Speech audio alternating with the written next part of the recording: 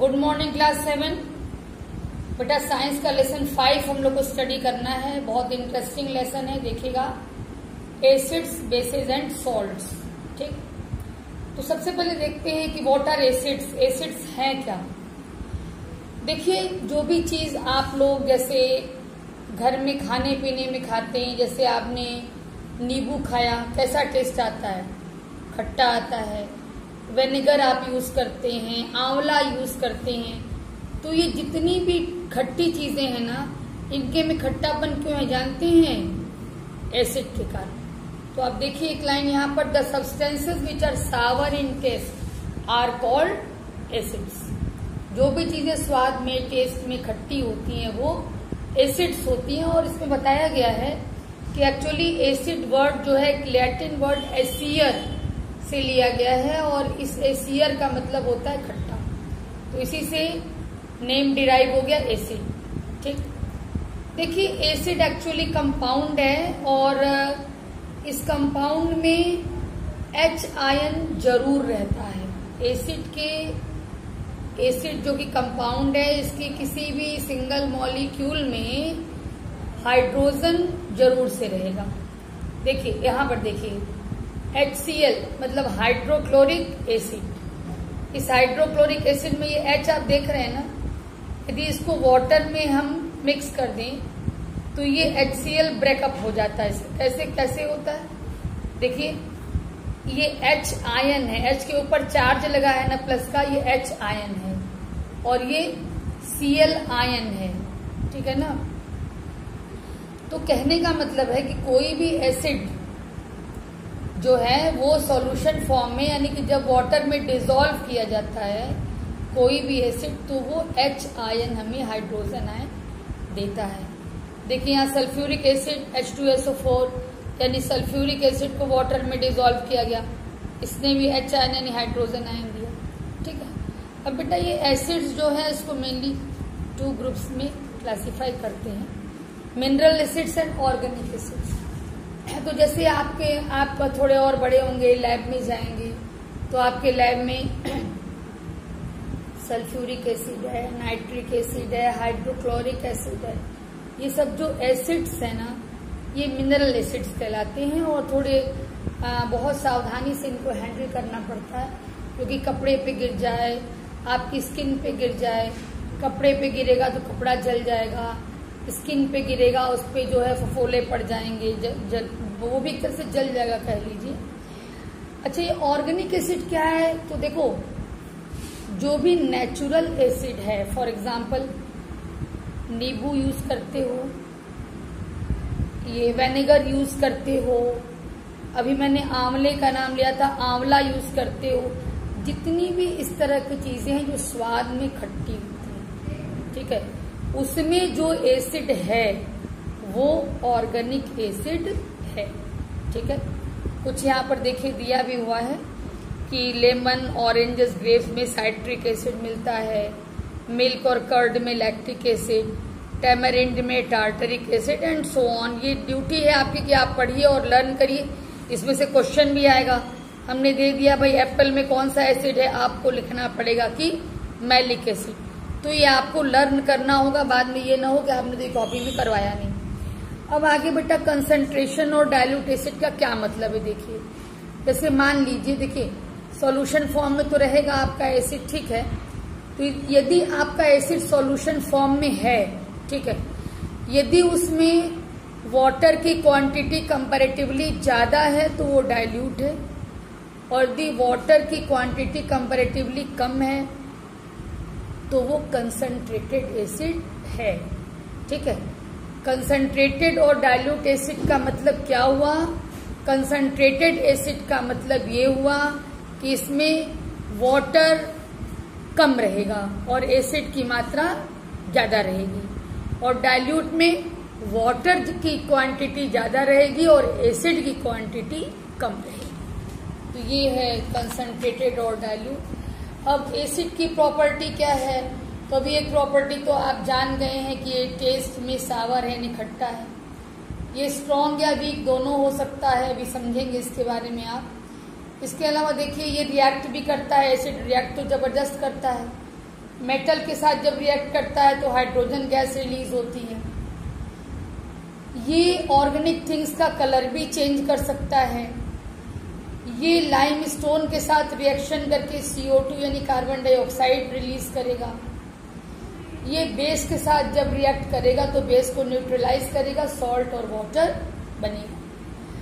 Use तमाम है, जैसे सल्फ्यूरिक एसिड है, सभी के घर में इन जनरल आजकल इन्वर्टर की बैटरी होती है बेटा, उसमें यूज होता है ये। और भी यूज है, मतलब एक जनरल में बात बता रही हूँ। फर्टिलाइजर में भी यूज है, बहुत जगह यूज है। नाइट्रिक एसिड है, एक्सप्लोसिव्स जो होते हैं, ठीक है, जैसे कि TNT, ट्राई नाइट्रोटोलुइन, नाइट्रोग्लिसरीन, इसमें यूज होता है नाइट्रिक एसिड। इसके अलावा देखिए जो गोल्ड स्मिथ यानी सोनार जो होते हैं, जो कि सोना चांदी साफ करने का काम करते हैं, ये लोग भी यूज करते हैं इस एसिड को। हाइड्रोक्लोरिक एसिड है तो सॉल्ट की रिफाइनिंग में या क्लोरीन के मैन्युफैक्चरिंग में इसका बहुत यूज होता है। वैसे तो ये आपके स्टमक में भी है, वो अलग चीज है, लेकिन बाहर के यूज में बता रही हूँ। एसिटिक एसिड है क्लीनिंग एजेंट के रूप में भी। फिर इसको पिकल्स यानी अचार में भी डालते हैं, उससे अचार खराब नहीं होता है। इसके अलावा देखिए ये क्लीनिंग एजेंट जैसे मैंने कहा अभी, तो विंडोज, यूटेंसिल्स, फ्लोर्स, ये सब क्लीन करने में काम आता है। कार्बोनिक एसिड है तो जितने भी सॉफ्ट ड्रिंक्स होते हैं ना, उनमें ये कार्बोनिक एसिड मिक्स होता है, ठीक है। इसके अलावा देखिए अब बेस पर आइए, तो बेस की पहचान है कि इस सोपी साबुन की तरफ फील आता है, ठीक है।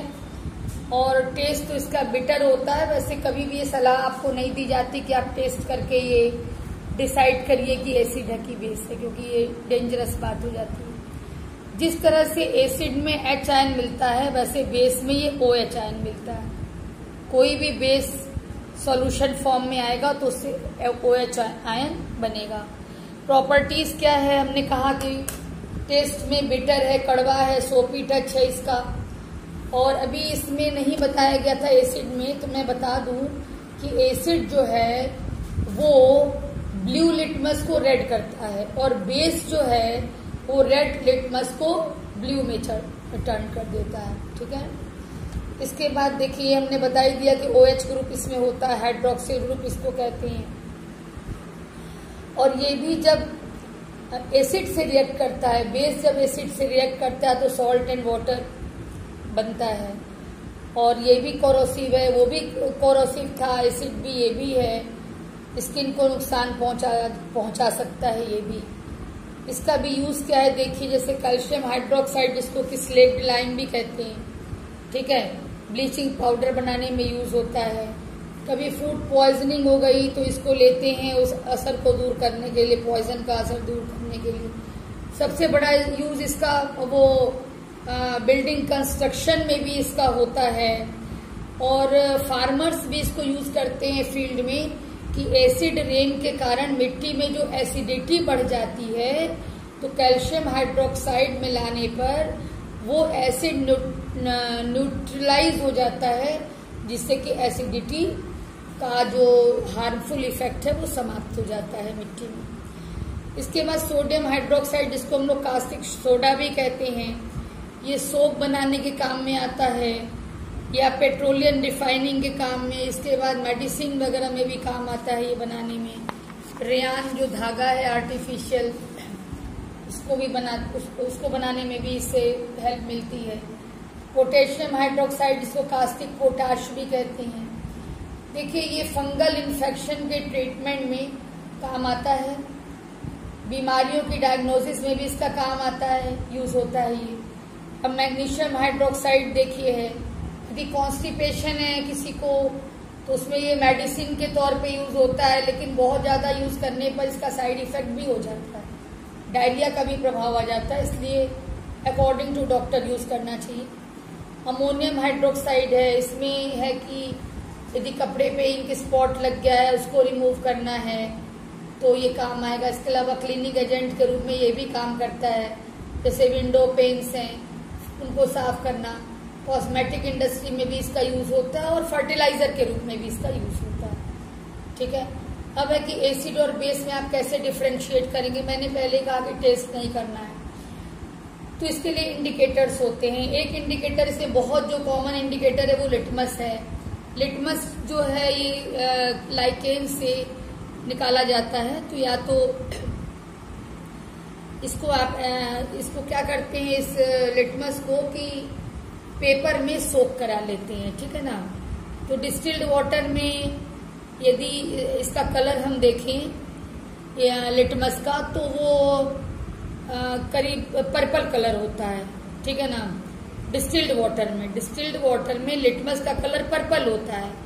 लेकिन यदि एसिडिक सॉल्यूशन में लिटमस को डालेंगे तो वो रेड कलर का हो जाएगा, और यदि बेसिक सॉल्यूशन में लिटमस को डालेंगे तो वो ब्लू कलर का हो जाएगा। इसको याद करने का एकदम तरीका ये है कि B for base and B for blue. Base में ब्लू कलर देगा तो सिंपल सी बात है कि एसिड में फिर ये रेड कलर देगा लिटमस, ठीक है। टर्मरिक भी देखिए, कहीं आपके कपड़े पर हल्दी गिर जाए, ध्यान दीजिए, उस पर जरा साबुन यूज करिए आप, तुरंत वो हल्दी का पीला कलर जो है ना वो रेड हो जाता है। क्यों? क्योंकि हल्दी भी इंडिकेटर का काम करती है, लेकिन वो केवल बेस के लिए इंडिकेटर का काम करती है। एसिड इसके कलर में कोई चेंज नहीं कर पाता है। और जब साबुन में बेस होता है, जब कहीं कपड़े पर हल्दी गिरा है और साबुन उस पर ऐसे हमने रब कर दिया तो तुरंत वो जो पीला कलर है वो रेड में कन्वर्ट हो जाता है। तो ध्यान दीजिएगा कि ये केवल बेस के लिए इंडिकेटर का काम करता है। और भी इंडिकेटर्स है बेटा, चाइना रोज है, फिनोफ्थलीन है, मेथिल ऑरेंज, एक लिस्ट दी हुई है यहाँ पर कि किस तरह एसिड में बेस में क्या कलर होंगे, उसको देखिएगा। अब यूनिवर्सल इंडिकेटर एक्चुअली ये कई इंडिकेटर्स का मिक्सचर होता है, ठीक है। तो इसके बेस पर एक पीएच स्केल बनाया जाता है, 14 तक ये लगभग जाता है। तो 7 जहाँ पे होता है पीएच स्केल, जहाँ पे मिडिल आता है, तो यहाँ पे ग्रीन कलर ये शो करता है। ग्रीन कलर का मतलब ये हो गया कि सॉल्यूशन ना तो एसिडिक है और ना तो बेसिक है, न्यूट्रल है। यदि पीएच वैल्यू जो है वो कहना चाहिए 7 से कम होगी, जितनी कम होती जाएगी यानी कि सॉल्यूशन की एसिडिटी बढ़ती जा रही है, उसके अकॉर्डिंग कलर भी चेंज होता जाएगा। इसी तरह से जब पीएच वैल्यू 7 से ज्यादा होगी तो जैसे जैसे ज्यादा होती जाएगी वैसे वैसे जो बेसिसिटी है वो बढ़ती जाएगी और कलर भी डिफरेंट होता जाएगा। तो ये है। इसके बाद सॉल्ट कैसे बनता है आपको पता है। एसिड और बेस जब आपस में रिएक्ट करते हैं तो सॉल्ट और वाटर बनता है। यहाँ पर दिया भी है, देखिए, acid plus base equal to salt and water. जैसे हाइड्रोक्लोरिक एसिड को जब सोडियम हाइड्रोक्साइड से रिएक्शन कराएंगे तो सोडियम क्लोराइड बनेगा, जो कि कॉमन सॉल्ट भी है। ये कॉमन सॉल्ट मतलब आप नमक के रूप में जो यूज करते हैं घर में, वही है सोडियम क्लोराइड, और वाटर बनता है, ठीक है। सॉल्ट्स भी टोटली न्यूट्रल नहीं होते। कोई सॉल्ट एसिडिक भी हो सकता है। जो स्ट्रॉन्ग एसिड से बना सॉल्ट होगा वो एसिडिक सॉल्ट होगा, जो स्ट्रॉन्ग बेस से बना सॉल्ट होगा वो बेसिक सॉल्ट होगा। अब सॉल्ट का यूज क्या है देखिए, एक तो घर में आप यूज करते हैं भोजन में टेस्ट बढ़ाने के लिए और हेल्थ के लिए भी है जरूरी।